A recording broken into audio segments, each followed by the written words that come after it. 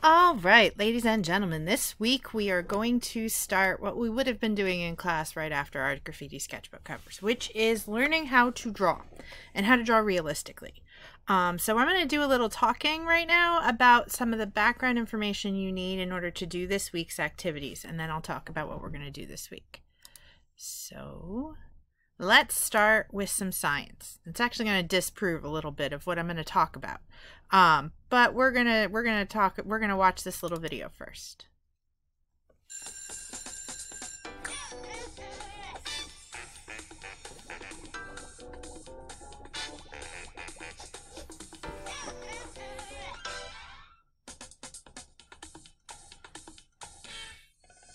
Hi there, and welcome to Good Thinking. Today's topic, 46 steps toward effective autumnal bulletin board adornment. Step 1, procure pimply gourds.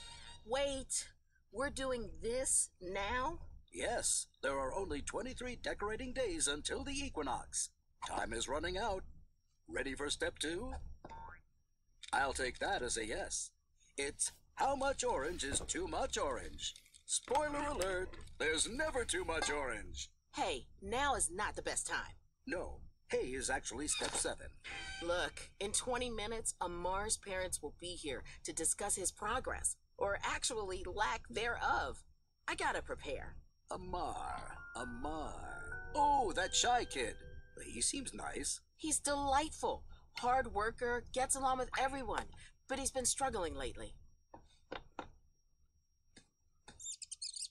Well, Amar was Student of the Month in Miss Chen's history class, and he's a whiz in Fletcher's orchestra. He's probably just right-brained. He's what? Ow! Amar is having trouble in science class because it's not his thing. He's right-brained. You know, creative, intuitive, emotional, more subjective. Being right-brained isn't a real thing. Well, of course you would say that. You're a science teacher. Logical, critical, analytical, skeptical.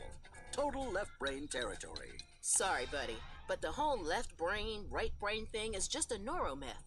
Humans aren't actually divided up like that. Oh, yeah? Well, I will have you know that I was scientifically proven to be 111% left brain in a recent online quiz. An online quiz? Oh, thank goodness. Wait, how did I miss you under there? You're right. Those quizzes probably can't be trusted.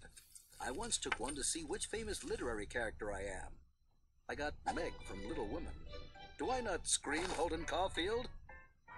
Bunch of phonies. Let me school you, Sonny. A lot of this left brain, right brain mumbo-jumbo stems from studies of people who suffered brain damage to one side of their brain and had their mind and behavior impaired in a particular way. Scientists discovered that some different brain functions do occur primarily on certain sides or specific areas of the brain. Damage to the left hemisphere often impairs someone's ability to speak, while damage to the right does not. See? That's what I'm talking about. Hold your horses there, partner. Just because the two hemispheres of the brain serve different functions doesn't mean they're right-brained or left-brained people. There's actually no evidence to suggest that some people have stronger networks on one side or another. Why don't we peek inside Amar's brain and I'll show you? Is this going to involve some psychedelic transition to indicate? Aha! I knew it! So, this is Amar's brain, huh? Oh man, that right side must go crazy when he's playing the violin. I guess that's when the left side takes a nap. Au contraire, mon frere. See, all the people use both hemispheres of the brain for most everyday tasks, which are actually pretty complicated. Let's see what happens when he picks up the violin. In most real-world activities, the left and right sides work in sync, constantly communicating with one another. When did you get here? I never get to go anywhere exotic on vacation.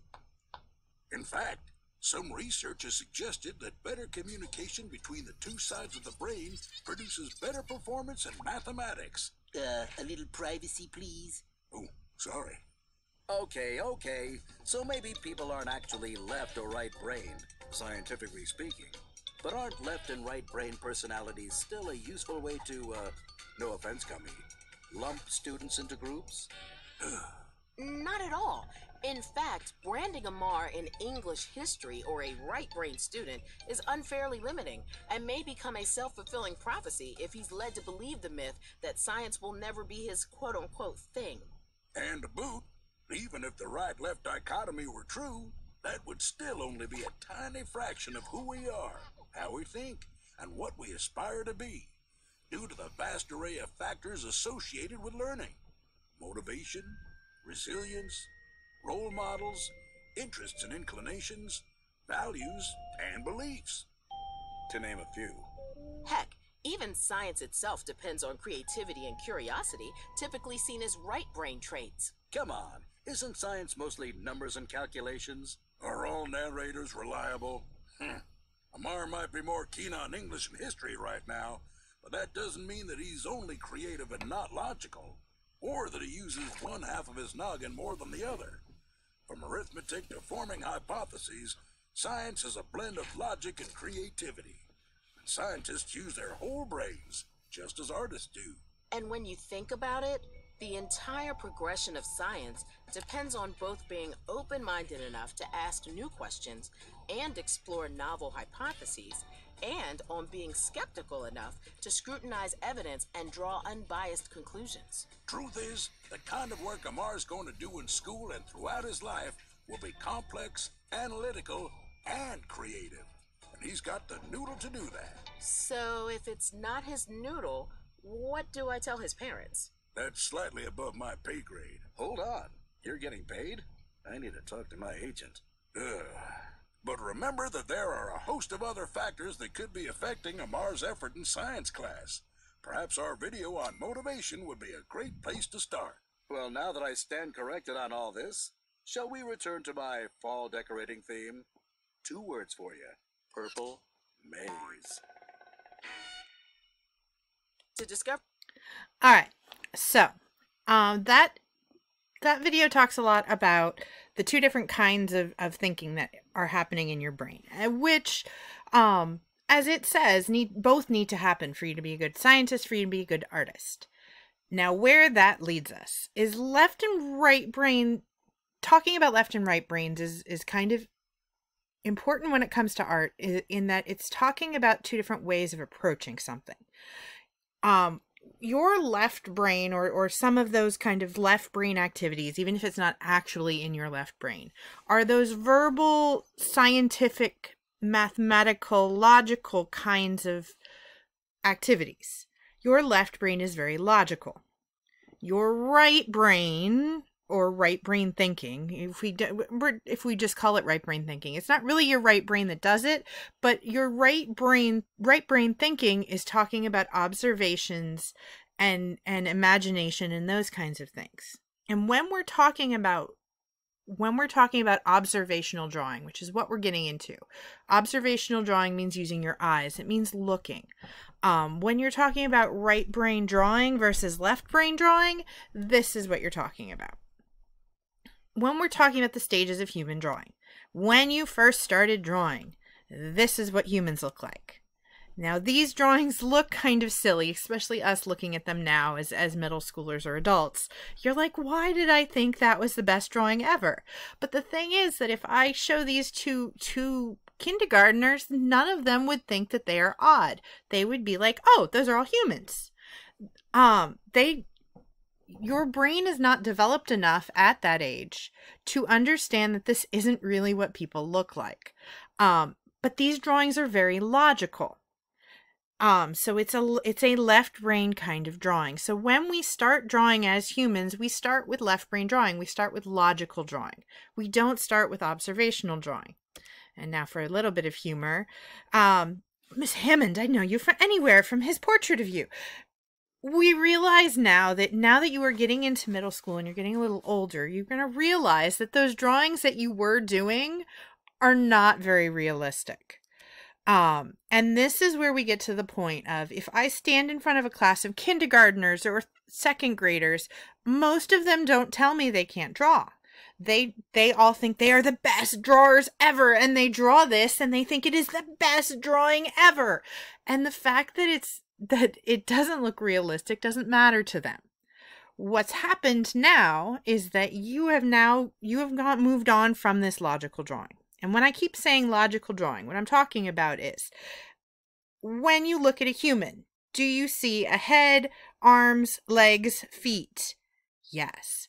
And when if we go back to these earlier ones, some of these earlier ones where we're looking at this one, what is the first thing you look at from when you're dealing with and interacting with other humans? Especially as a little kid, you're looking at faces.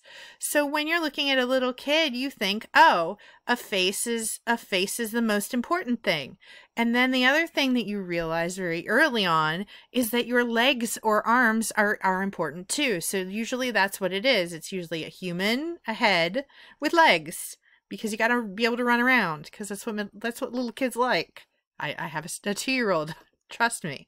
And then you start adding the arms, because you're like, oh, well, the human needs arms. That's logical. I can see my arms, I can see my legs, and I look at everyone else's head. So when we're talking about logical drawings are how we start drawing. We start drawing the things that we see. When you're looking at yourself, it's very rare that you can look down and see your own body. So that's the last part of a human that people start to draw. But even when we do, the heads are always too big. Why are the heads too big? Because they're important. Our left logical brain says if we're walking around looking at people all day long, then their heads must be big, because that's the part of them I'm looking at. So logical drawings, or left brain drawings, are drawings that where your left brain, your logical brain, is telling the rest of you that this is important, it must be big.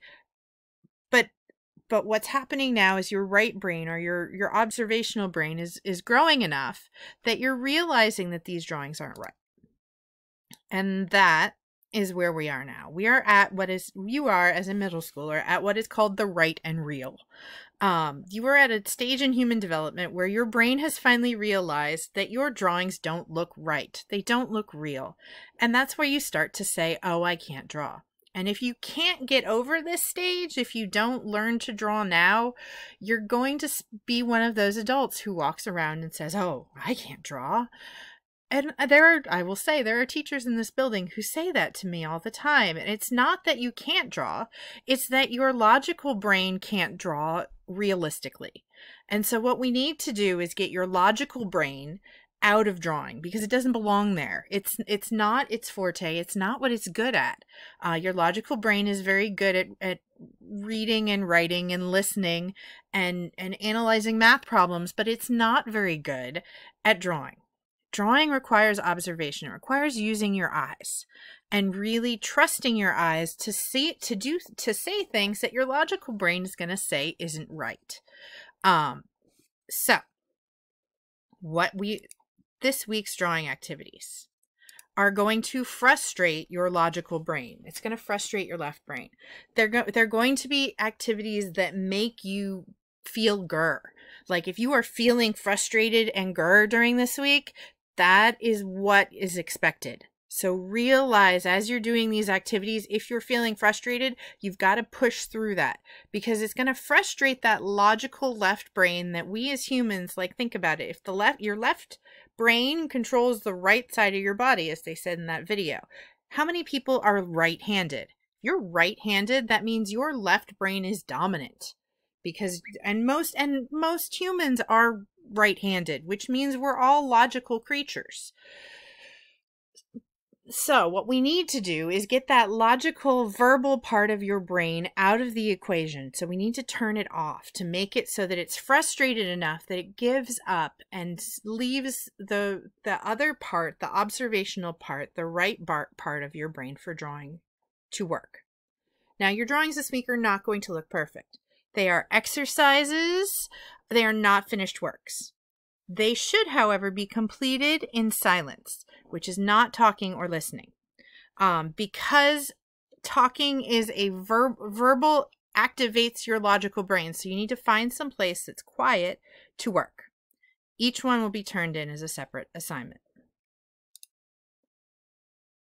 So remember, these activities are going to prepare you for next week's drawings, and learning to use your whole brain is helpful for thinking in general. So